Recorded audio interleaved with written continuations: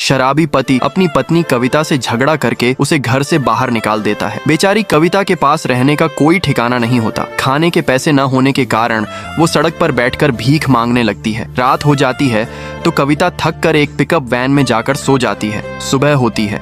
भूख से बेहाल कविता कचरे के ढेर में खाना ढूंढने लगती है।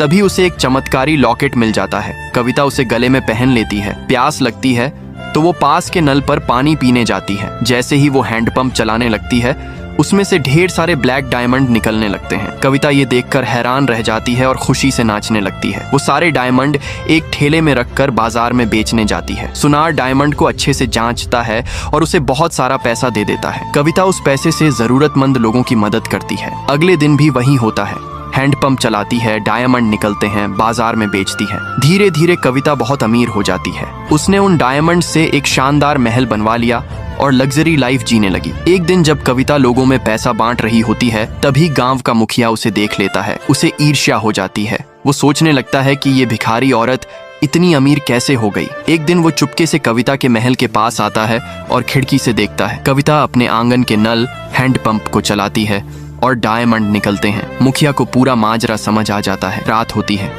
कविता आराम से सो रही होती है। मुखिया रात को चुपके से उसके घर में घुस जाता है और नल को चुराने की कोशिश करता है। तभी उसके हाथ से एक रिंच गिर जाता है। कविता की नींद खुल जाती है। वो उठकर देखती है तो मुखिया डर कर भाग जाता है। कविता को शक हो जाता है। वो फैसला करती है कि अब चौकीदार रखेगी। वो न्यूज़पेपर छपवा देती है। चौकीदार की जरूरत है, उचित सैलरी मिलेगी।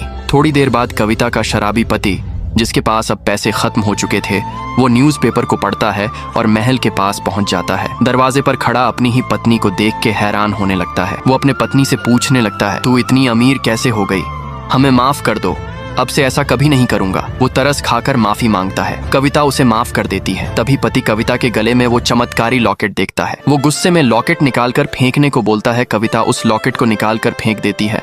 कविता कुछ नहीं बोलती। वो पति को घर के आंगन में ले जाती है और हैंडपंप चलाने लगती है। लेकिन इस बार डायमंड की जगह सिर्फ पानी निकलता है। कविता दंग रह जाती है और समझ जाती है कि सब कुछ उस लॉकेट की वजह से हो रहा था। दोनों बाहर जाते हैं तो देखते हैं कि लॉकेट आग में जलकर राख हो गया है। लॉकेट जलते ही पूरा महल भी राख में बदल जाता है। कविता फूट फूट कर रोने लगती है। अब उसके पास कुछ नहीं बचा था सिवाय आपके लाइक और सब्सक्राइब के।